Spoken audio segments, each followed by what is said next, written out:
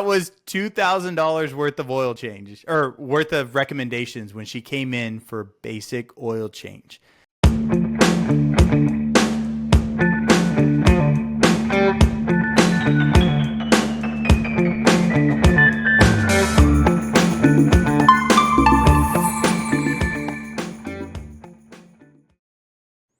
Welcome everyone to the Service Lounge. Today I have with me again my co-host Christian Eagon.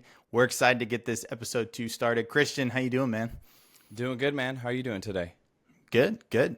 Excited to get this off the ground. We got a lot of feedback off of our first podcast, which, considering it was our first, I think it was pretty good. I think we started off pretty well, and excited to continue to bring more content to the industry and get more feedback. But yeah, everybody who's jumping on, thank you guys for the support. For those of you who watched our first episode, we put a lot into it, and we have a lot more quality information coming out for our future episodes. We're going to try and do more frequent. And so we appreciate everybody's support and continue to give us our feedback or your feedback. We want to hear, we want to know what we can do to improve. If you or anyone who's on here wants to join on to, you guys are more than welcome to. Of course, this whole podcast is brought to you guys by Update Promise. And so, we're trying to talk about anything in the industry, fixed ops and customer experience. So we're looking to hear from service managers, advisors, parts advisors, and industry experts. So if you work in fixed ops and would like to join on, we'd love to have you here. So excited to get this started.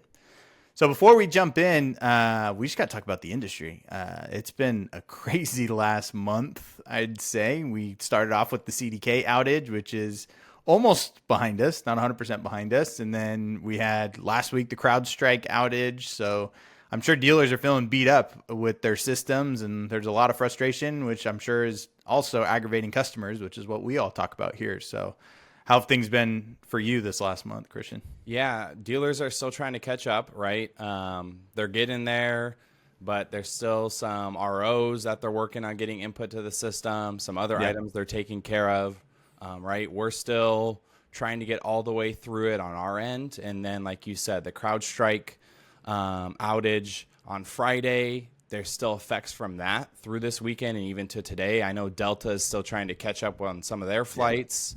So it's been a wild last 4 to 5 weeks, but hopefully we can put it all past us pretty soon. Yeah, I could tell you right when we heard the CrowdStrike outage, all of us were like, oh no, please tell me that didn't affect us. We got lucky, didn't affect us. Our system was up. But I think this whole thing just is a good learning lesson that it doesn't matter how big of a company you are. You could have outages, you can have hacks. It's not an if, it's a matter of when. So you got to be prepared, right? I think that's probably the positive that came out of this whole entire thing is, especially for us as Update Promise, dealers were still able to operate their business for both of those outages. And it didn't take them down from handling the customer in the service drive, which I think is so vitally important.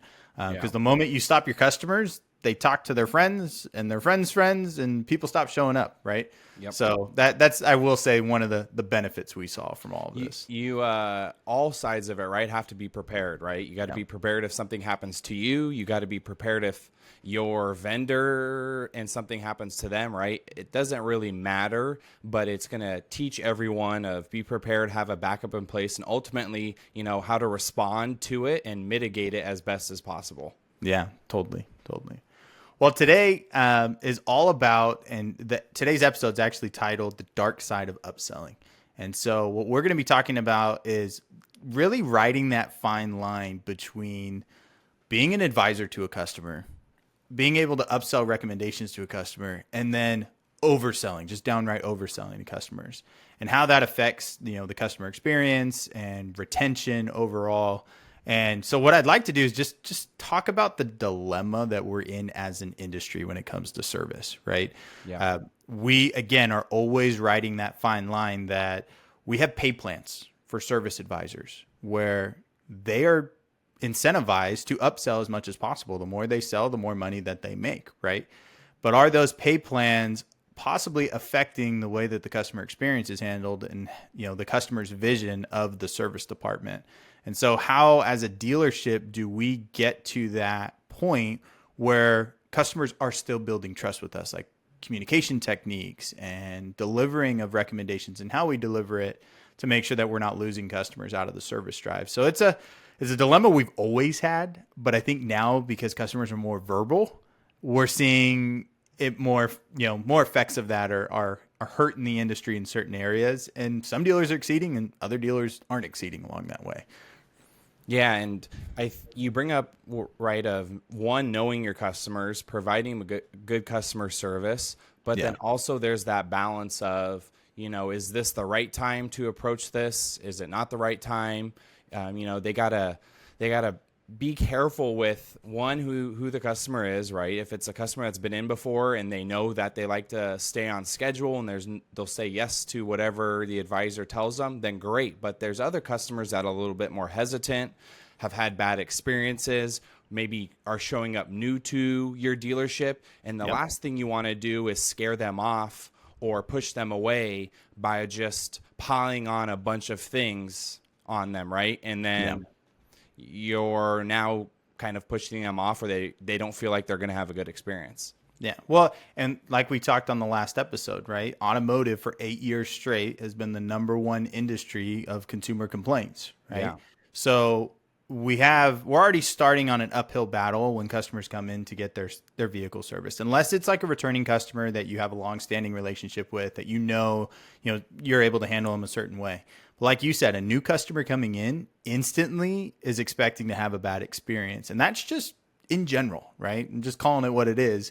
In general, customers don't believe when they come in to get their vehicle serviced at a dealer that they're going to have a great experience. So how do we as advisors, technicians, managers transform that experience, right? Yeah. So for those of you who've been on here, I'm sure you guys have been listening. For the last 10 business days, we did our 10-day series of reading off real customer feedback about how their experience was in the service department, good or bad, and then certain techniques that can jump on there. So I actually have some additional feedback that I'd like to read off, and let's talk about it. Let's address these certain situations. So first comment I've got here, which I loved this comment because I think it puts a good insight into it.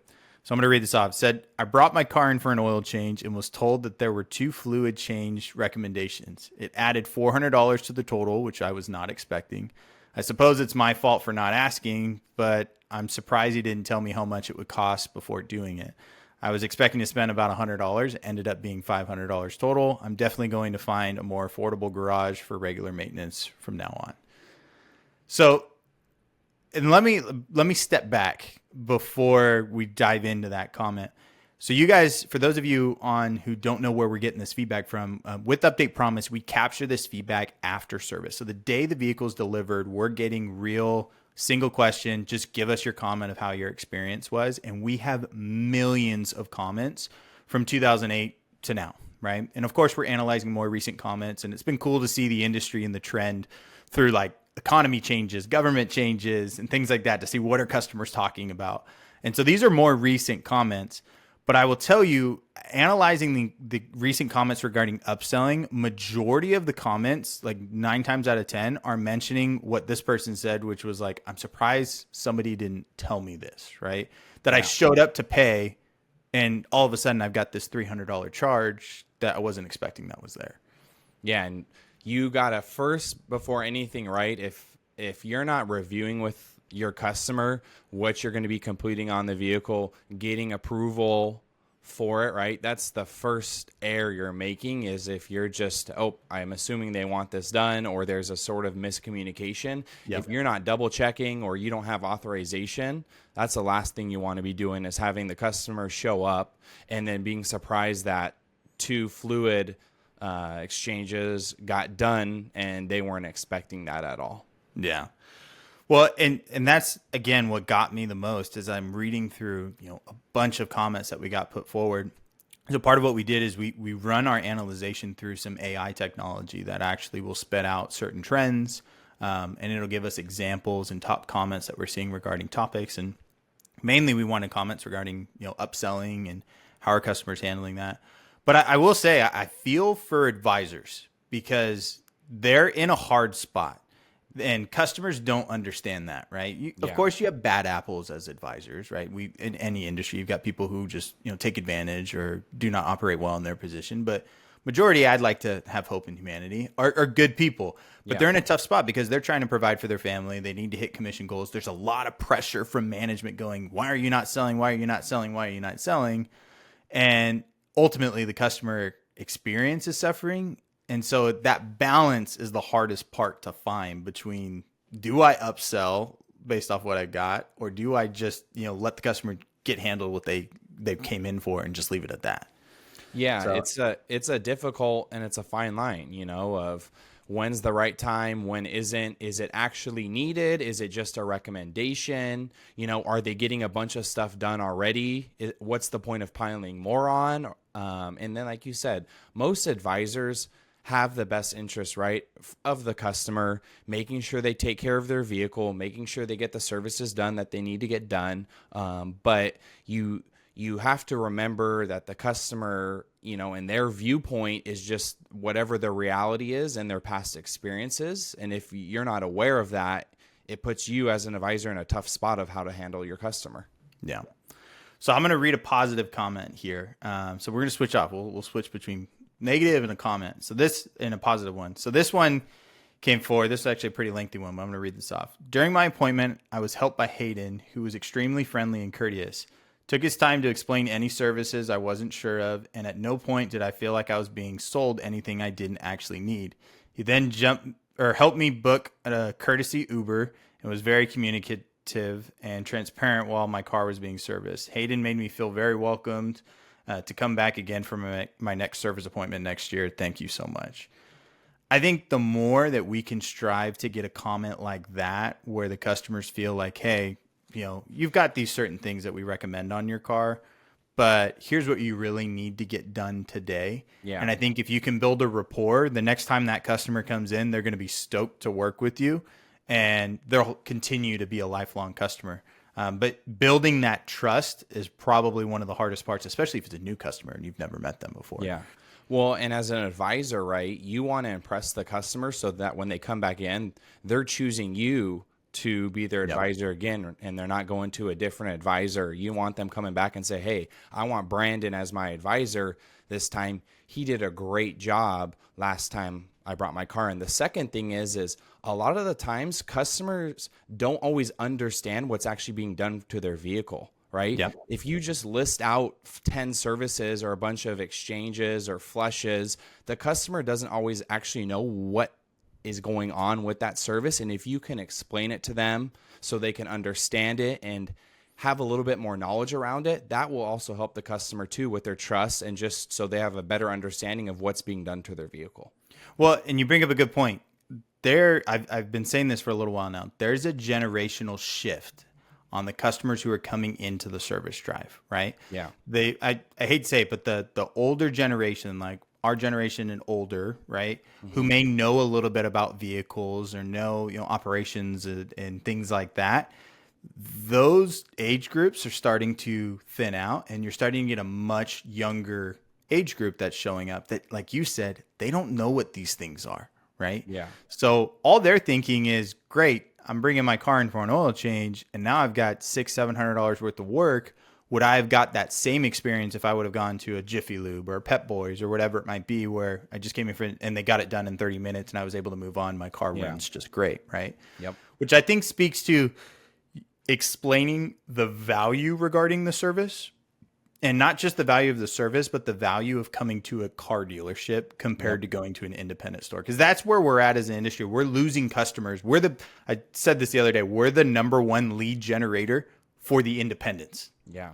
All the independents are just taking in those customers because they have a horrible experience at a dealership, and now that customer is leaving and going straight to an independent, and the independent's like, I didn't even have to market to you. You just coming to me because you got a bad experience at a dealer, right? So again, it's part of that. We need to make sure that we're explaining the value of, I showed up to the dealership.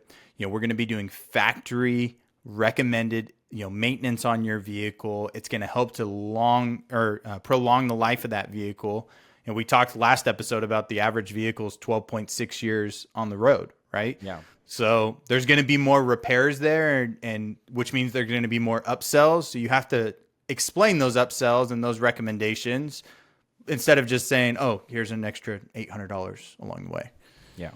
It's tough. It's a tough position, but you see with that last comment you read, right? If it's done right and you explain to the customer, they trust you, then they're going to give you good feedback. They're going to give you a good review. You know, they're going to go let their coworkers, friends, family know, hey, I had a great experience at this dealership. And as they said, I can't wait to come back on my next service. No.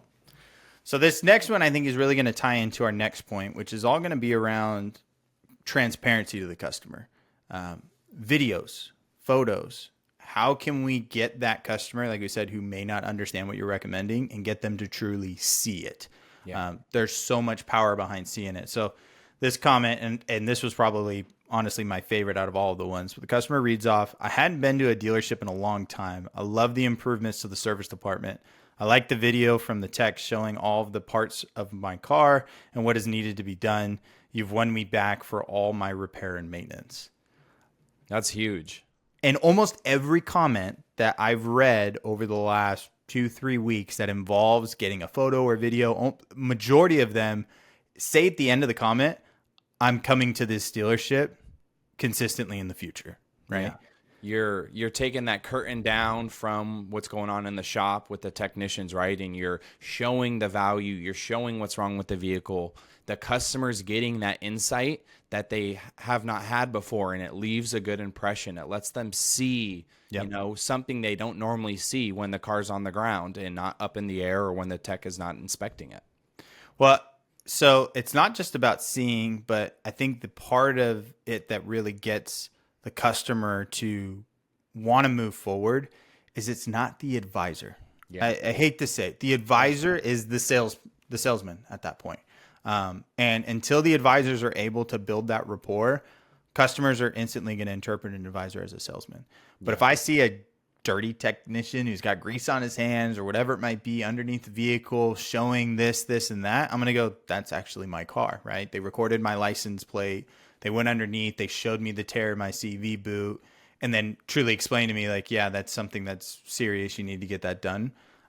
I view that as selling, you know, a lot better than, you know, somebody calling you and saying, hey, unfortunately, technician found that your CV boot is tore and it's going to cost you an extra $375. I'm going to go, what does that mean? Is it really? Can you show me what?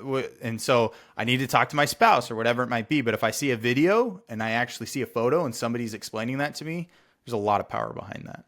Yeah, it's big on the customer side when they have the factory certified tech, right? Talking to them and explaining what's going on and, hey, you need to get this done.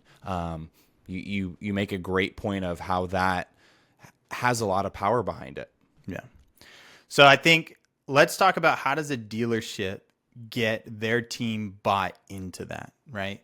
A lot of times you'll see dealerships that'll go purchase programs or tools like Update Promise, right? When we come in and we go and train a solution for tablet write-up and videos and things like that, but they may struggle with certain individuals to get them to adopt, right? Yeah. Because you've got a technician or a service advisor who's been there for 8 to 10 years. They've been doing it one way, and now we're moving their cheese, right? We're changing how they're doing their business, and it's in their mind going to take them extra time, right? I'm not going to go write up a customer in a drive and do a tablet because it takes an extra 2 minutes and it takes too long for me to write up a customer, right?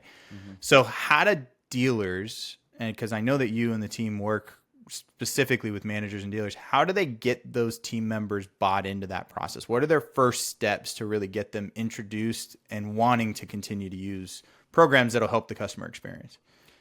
First thing, right? You have to show them the value of the photos and videos, right? Or whatever product it is. But if we stick with photos and videos and utilizing that portion of Update Promise or any product, is if they don't understand the value, then one, it's hard to get them started, right? The second part of that is if you can show them from another technician, right? Or examples, and create sort of a competition, a friendly competition between technicians, that can help. And then just get them comfortable with doing photos and videos, ultimately to them seeing one of their MPIs or photos and videos get approved by a customer really quickly, and they actually get to do the work on that. Once you kind of get that hook set in, it helps a lot in getting them to move forward and to keep doing that. But if they can't get over that first hump originally with just, hey, I don't want to do this because I haven't done that before, or it takes too long, you're just going to struggle. What we hear a lot of the time from techs or individuals is that it takes too long, but providing a good customer experience might take a little bit longer, but it's worth it in the end, not only for you as a technician, but for the advisor, the customer, and everyone else. It's not always about how quick I can get it done and how efficient I can be. Those all come into play, but those shouldn't always be your number one goal every single time.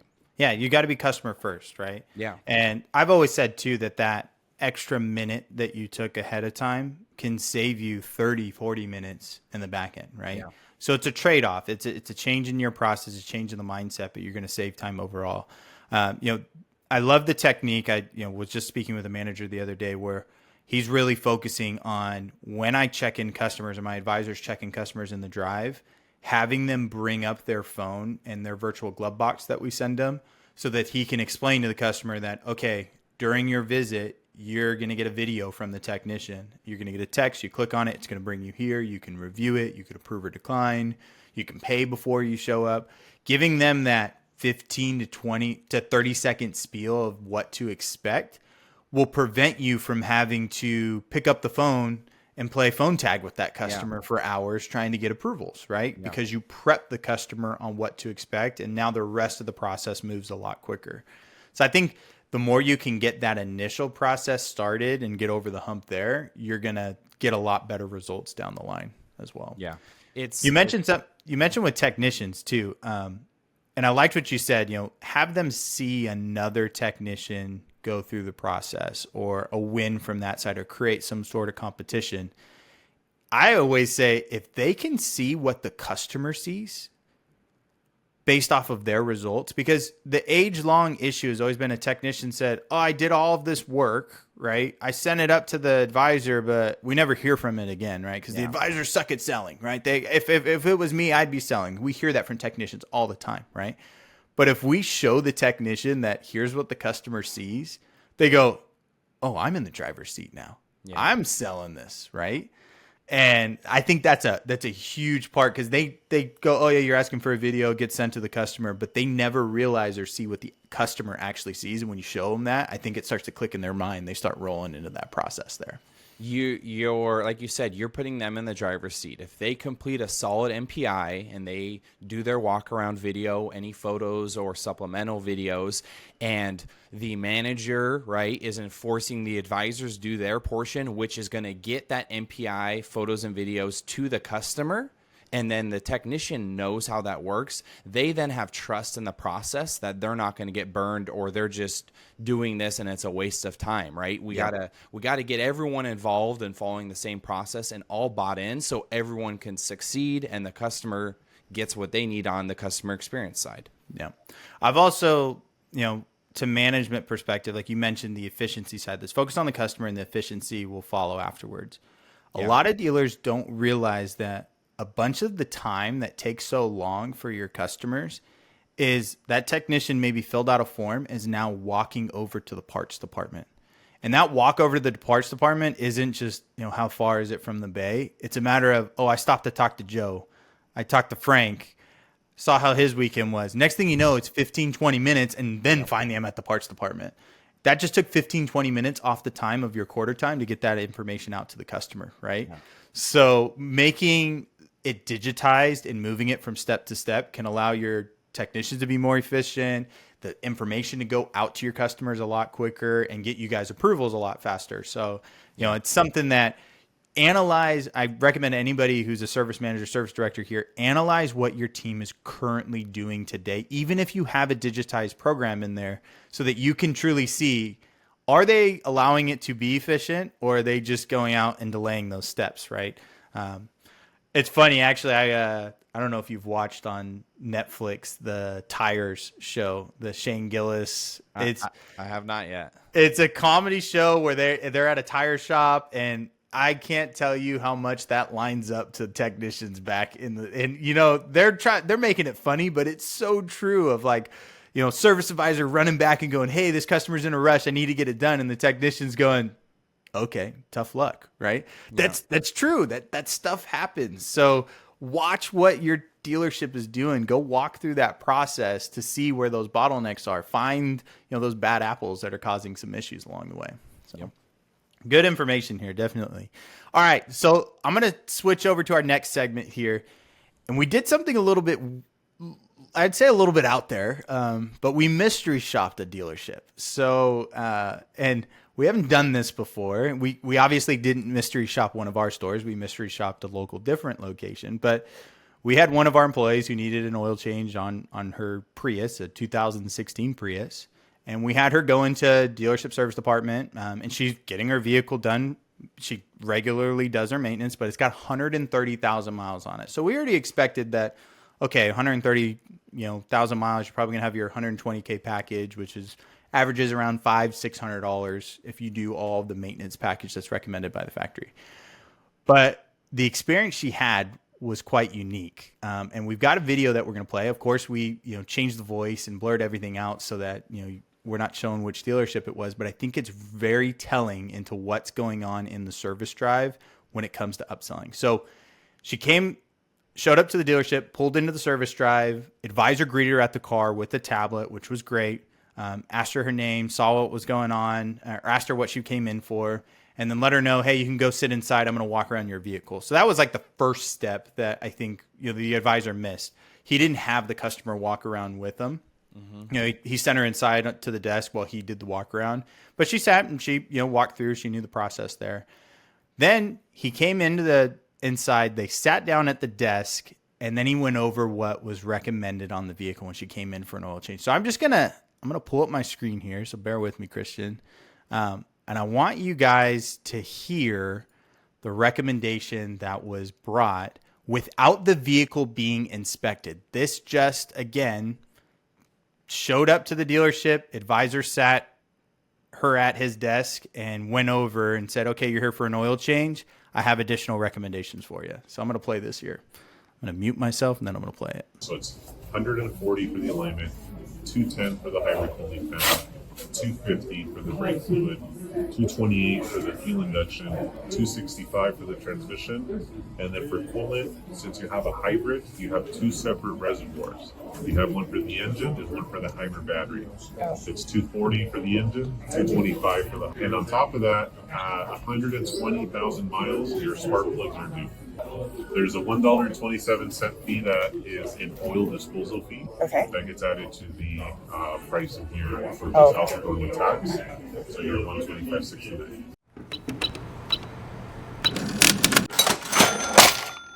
That was $2,000 worth of oil change or worth of recommendations when she came in for basic oil change. Now, granted, that vehicle could have needed every single one of those areas, right? But without the vehicle even being inspected or brought back, the vehicle didn't even leave the service drive. And that advisor felt the need to go in and recommend every single fluid exchange that was possible on the vehicle, right? Again, it's an older vehicle. It may need it. But he also didn't even know if she had it done maybe somewhere else, didn't ask those questions, and instantly just spat off all of those recommendations. What are your thoughts? I mean, why would an advisor do that? Yeah, I mean, obviously that's a big sum, right? Over $2,000 when you're just coming in for oil change in a rotation. The advisor, was just going through really and just recommending, hey, here's what you need based on what looks like you've had done already. Hopefully they're checking national service history, previous history, either at their dealership or wherever else they can look. But to just present that right off the bat like that and just go through that over $2,000 in services as a customer, they're going to get sticker shock 9 times out of 10, right? If you do that before even taking the car back to the technician. So yeah, that's a lot of money, and it may need all those, but there's a better way to present that, right, than just doing it right off the bat. Well, I mean, think about that experience when I just sit down I just got to the dealership maybe 5 minutes ago, compared to getting a video saying, hey, we've completed your oil change, your tire rotation, but we have found some recommendations based off the mileage of your vehicle, and showed them, you can very easily put a flashlight up to your fluid underneath the hood and show, like, hey, as you can see, this is dirty. Here's what clean fluid looks like. You need an exchange, right? Those conversations can be had, but let's get the vehicle inspected first, right? Build some trust with that customer. Show the value that, like, hey, so far, this is what we've got done, and here's what we completed on your vehicle.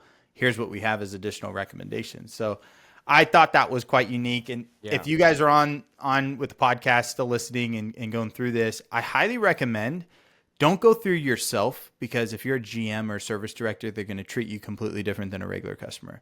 Go ask a friend, family member, your niece, your nephew that has a car, whatever it might be.